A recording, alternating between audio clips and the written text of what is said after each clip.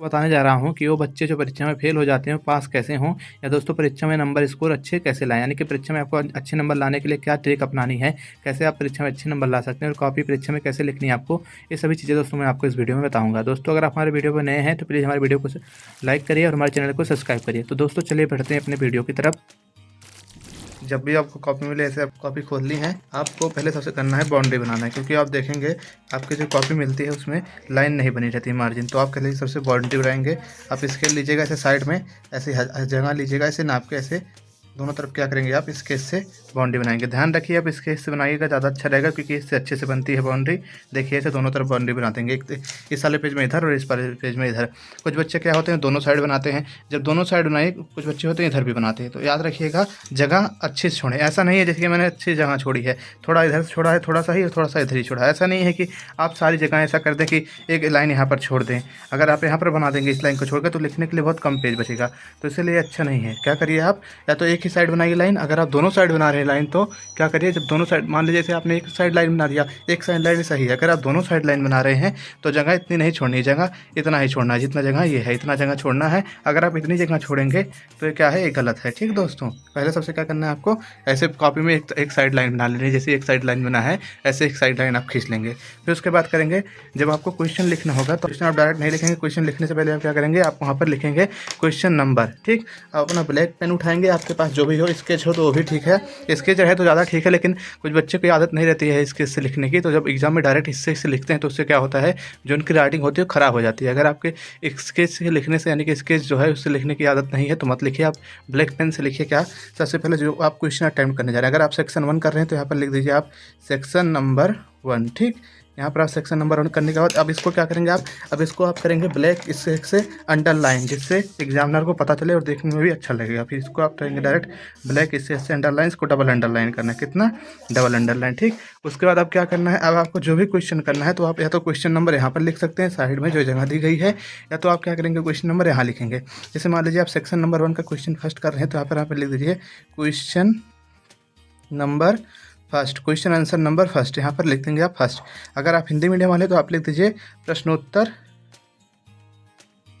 प्रथम। ठीक, और उसके बाद फिर क्या करेंगे आप, यहाँ पर फिर आप इसके नीचे अंडरलाइन करेंगे। अब इस पर ध्यान रखिएगा, इसके नीचे सिंगल लाइन, कितनी लाइन, सिंगल लाइन। ठीक, अब यहाँ पर आप एक सिंगल लाइन कर देंगे। ठीक, अब सिंगल लाइन करने के बाद क्या करेंगे आप यहाँ पर, अब यहाँ से अपना आप आंसर लिखना चालू करेंगे। अगर यहाँ पर लिख रहे हैं आप तो यहाँ पर क्या लिखेंगे, मान लीजिए कुछ बच्चे सेंटर में नहीं लिखते हैं, कुछ बच्चे साइड में लिखते हैं, साइड में भी आपको ये लिखना है प्रश्न नंबर 1। प्रश्न नंबर 1 लिखने के बाद इसमें हल्का सा यहाँ पर आप क्या करेंगे, इसको अंडरलाइन करेंगे।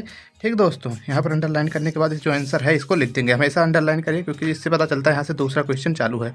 अब क्या होता है, जब सबसे पहले क्या देखा जाता है, एमसीक्यू आते हैं, तो एमसीक्यू जब भी अटेम्प्ट करिए तो ऐसे मत करिए कि मतलब ऑप्शन क्वेश्चन फर्स्ट का ए, सेकंड का बी, ऐसा नहीं करना, ये गलत होता है। आपको क्या करना है, लिखना है। यानी कि क्वेश्चन फर्स्ट का जो ऑप्शन अगर ए सही है तो ए में क्या है, जो ए में दिया गया है उसको क्या करेंगे आप लिखेंगे, उत्तर को भी आप क्या करेंगे लिखेंगे। और जो बी लिखेंगे तो क्वेश्चन नंबर सेकंड, अब उसमें मान लीजिए आप ऑप्शन नंबर डी सही है तो ऑप्शन नंबर डी के साथ उसका आंसर भी लिखिए। ऑप्शन नंबर डी क्या है, मान लीजिए ऑप्शन नंबर डी में दिया गया है अमेरिका, तो आप उसे अमेरिका लिखिए। कनाडा दिया गया है कनाडा लिखिए, यूएसएसआर दिया गया तो यहाँ पर यूएसएसआर क्या करेंगे आप लिखेंगे। ऐसा नहीं है कि आप डी छोड़ देंगे। अगर आप सिर्फ डी लिख के आएंगे ऐसा करेंगे तो ये गलत है। आपको क्या करना है, जितने भी एमसीक्यू करेंगे उसके ऑप्शन के साथ क्या करेंगे, अब जो उत्तर है उसको भी लिखेंगे। ठीक दोस्तों, उसके बाद क्या करना है आपको, मान लीजिए आपने यहाँ तक पूरा किया, आपने यहाँ 3 कर दिया, 4 कर दिया, यहाँ तक आपका पूरा यहाँ तक क्या हो गया, आपका यहाँ तक आ गया। मान लीजिए 10 क्वेश्चन थे एमसीक्यू वाले, आपने सारे एमसीक्यू यहाँ तक कर लिए।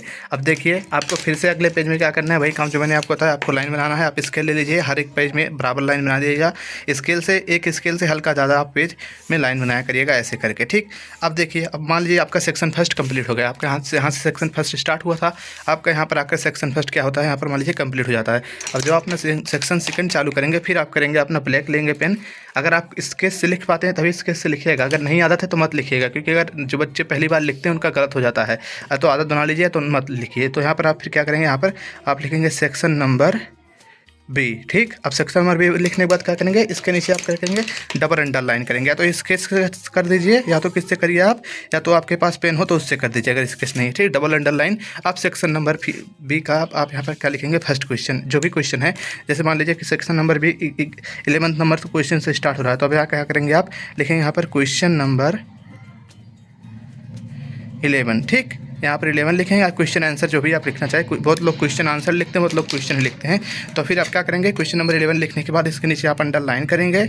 अंडरलाइन करने के बाद दोस्तों आप फिर यहाँ से क्या करेंगे, जो भी आंसर है उसको यहाँ से ऐसे ऐसे पूरा इसे पूरा लिखना चालू करेंगे। और दोस्तों याद रखिए पॉइंट में आंसर लिखिएगा। जैसे मान लीजिए आपने 3 लाइन लिख दिया आंसर, 3 लाइन लिखने के बाद आप जब चौथी लाइन याद मतलब एक पॉइंट मान लीजिए आपका ये होगा, जब दूसरा पॉइंट लिखें तो क्या करिए, एक लाइन छोड़ दीजिए, यानी कि एक लाइन बीच में छोड़ेंगे फिर अगली लाइन से स्टार्ट करेंगे। ठीक, हमेशा आंसर क्या करिए आप पॉइंट में दीजिए। ठीक, इससे क्या होता है, इससे फ़ायदा ये होता है कि आप कोई भी चीज़ को बार रिपीट भी कर सकते हैं अगर नहीं आ रहा है। और पॉइंट में देने का एक फ़ायदा ये है क्योंकि क्वेश्चन में जो टीचर है ढूंढता है अपनी बातें, वो जिस उसके दिमाग में जो रहता है वही वो कॉपी में देखना चाहता है। अगर मान लीजिए उसने जो दिमाग में सेट कर रखा है कि इसका आंसर यही होगा और आपने पूरा आंसर ऐसे पैराग्राफ में लिख दिया और वो नहीं पाया तो उससे वो नंबर घटा देता है। मान लीजिए उसने थोड़ी बहुत बातें भी पा गई जो उसके दिमाग में है, तो पूरे नंबर आपको क्या करेगा, जो 10 में से 10 रहेगा तो 10 में से 10 ही क्या करेगा, वो आपको दे देगा। और इसके अलावा क्या करना है दोस्तों, जब आपका सेक्शन भी कंप्लीट हो जाए फिर दोस्तों आपको क्या करना है, आपको फिर अगले पेज पे आना है, फिर ऐसे ही काम करना है। अगले पेज पे भी ऐसे आप लाइन बनाएंगे। जो भी है आपके पास स्केच है तो स्केच से बनाइए, स्केच बढ़िया रहता है क्योंकि इससे अच्छा लगता है देखने में।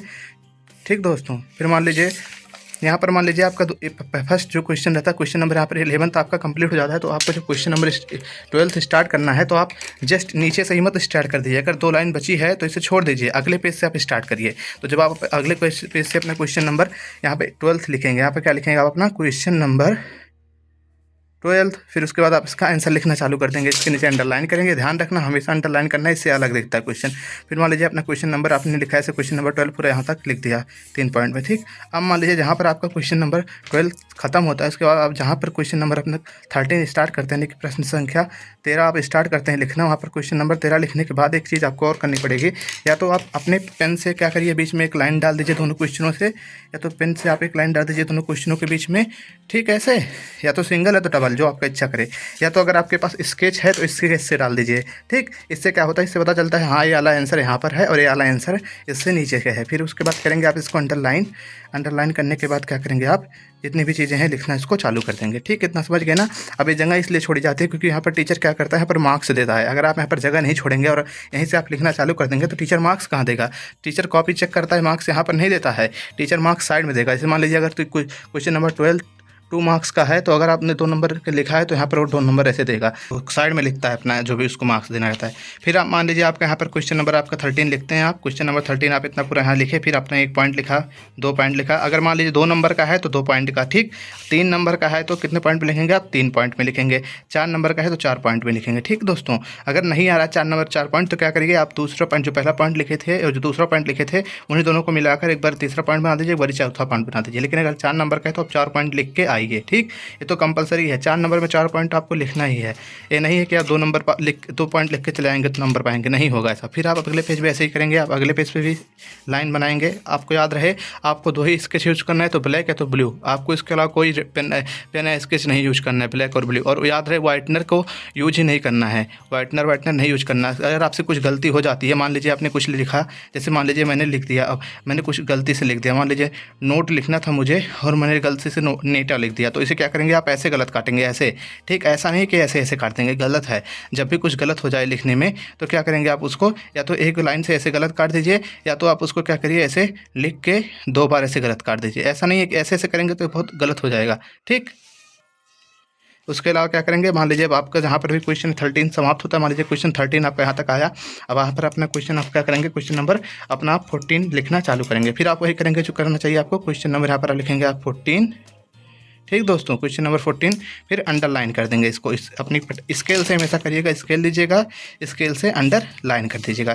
फिर उसके बाद अब देखिए यहाँ पर आपको क्वेश्चन समाप्त हुआ था ना, तो आप क्या करेंगे, क्वेश्चन 14 के ऊपर एक लाइन डालेंगे जिससे टीचर को पता चल जाए क्या है, आपका यहाँ पर एक क्वेश्चन का आंसर समाप्त हो गया, यानी कि एंड हो गया है। इससे क्या पता चलता है, इससे देखेंगे तो आपको एक पता चल जाता है कि हाँ यहाँ से यहाँ तक एक क्वेश्चन है, यहाँ से यहाँ तक एक क्वेश्चन है, यहाँ से बाद दूसरा क्वेश्चन है। लाइन डालना जरूर याद रखिए, भूलिएगा मत, और इस जगह भी छोड़िए जिससे यहाँ पर टीचर क्या कर गए, मार्क्स दे सके। ठीक दोस्तों, और आपको कटिंग या तो एक लाइन से ऐसे कर देनी है, या तो क्या करना है 2 लाइन कर देना है। 3-4 ऐसे करेंगे तो एक भी नंबर नहीं पाएंगे, टीचर बहुत कम नंबर देगा। अब जब आप अपने लास्ट पेज पे आइए तो लास्ट पेज पे आप जब भी लिखिए तो याद रखिएगा पूरा का पूरा लिखने के बाद आप यहाँ लास्ट पेज पे अपना रफ भी कर सकते हैं। अगर जो बच्चे रफ करना चाहते हैं तो यहाँ पर सीधा क्या लिखेंगे, कुछ नहीं करेंगे, अपना आप पेन लीजिएगा या पेंसिल लीजिएगा, जो भी हो, यहाँ पर आप डाल दीजिएगा RUG या रफ बस यहाँ पर रफ लिख के ऐसे गोला कर दीजिएगा।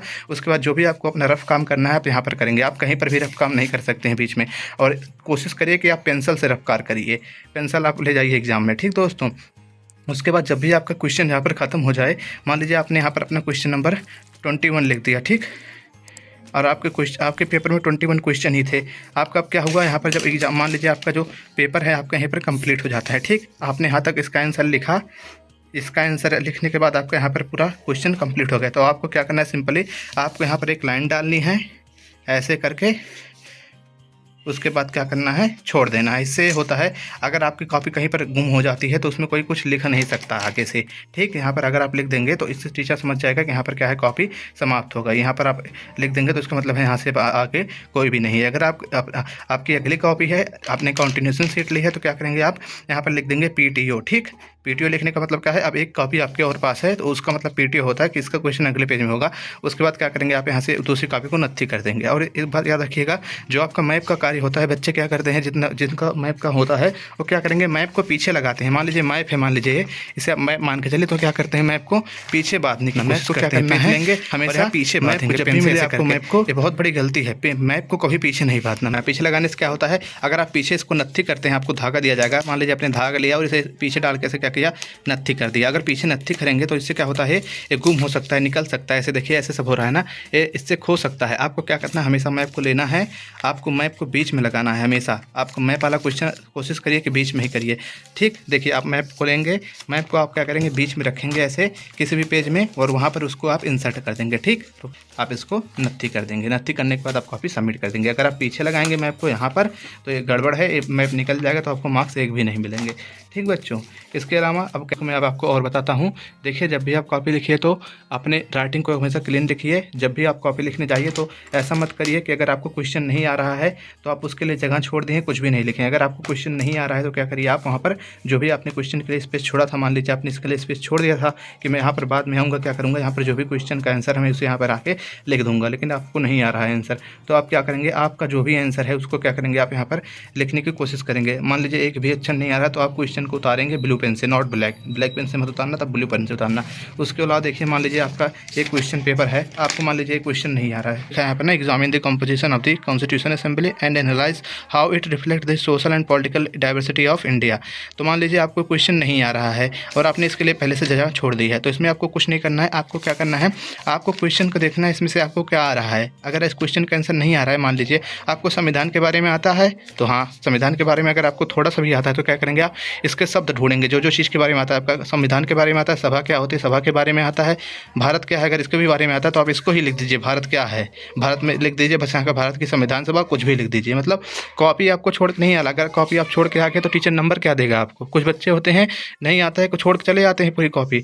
नहीं, अगर आपको कुछ नहीं आ रहा तो आप लिख के आइए, चाहे क्वेश्चन ही उतार दीजिए, लेकिन लिख के आइए। अब इस केस में मान लीजिए आपको क्वेश्चन नहीं आ रहा था, तो आप क्या करेंगे, इसमें से 2-3 शब्द हेरेंगे जिसकी आपको जानकारी है। आपको संविधान की जानकारी है तो लिख दीजिए, हाँ संविधान क्या होता है, जिस कॉन्स्टिट्यूशन की डिफिनीशन लीजिए आप। उसके बाद भारत क्या है, भारत लिख दीजिए, भारत एशिया में है, भारत में इतने स्टेट हैं, ये वो ये लिख दीजिए। राजनीति क्या होती है, सामाजिक क्या होता है, ऐसा अगर आपको आ रहा है तो यही लिख दीजिए। Politics, what is politics, constitution क्या है, यही लिख दीजिए। अगर आपको क्वेश्चन का आंसर नहीं आ रहा है तो यही लिख दीजिए।